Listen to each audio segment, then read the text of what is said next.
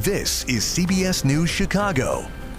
We are watching breaking news out of Springfield. Body cam video just released of a deadly police shooting. The sheriff's deputy who pulled the trigger now faces murder charges after killing a woman who called 911 for help.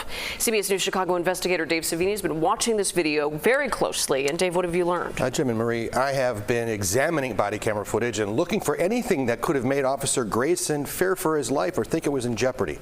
I also spoke with attorney Craig Futterman, who is founder of the Civil Rights and Police Accountability Project at the University of Chicago. Now, in these final moments, we see what was captured by these body cams. Futterman also reviewed those fatal moments and says officer's defense will probably be that he felt threatened for his life over that hot pot of water, but it has to be reasonable threat.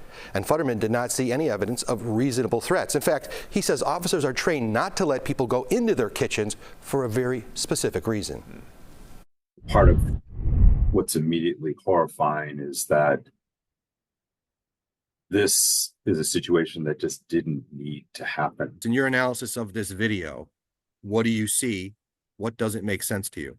Well, first I saw a woman who is clearly a little bit out of sorts, but didn't look and didn't get off in appearance to any reasonable person that she posed a threat of harm.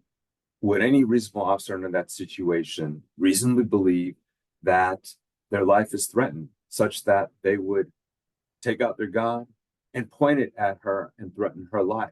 It's a clear no. If you feel that someone is potentially threatening, where's the last place that you tell them or allow them to go? The kitchen, because guess what's in the kitchen right now where you are in that room?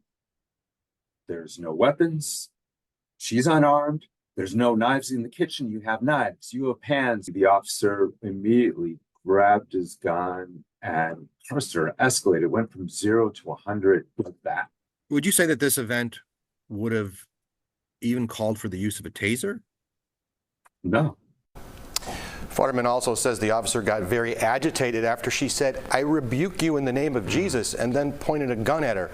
She appears to have put her hands up for a moment, crouched down, and then reached again for that pot as he approached her. Futterman says he believes the officer created the threat in that situation, Jim and Marie. All right. All right. Thank you, Dave.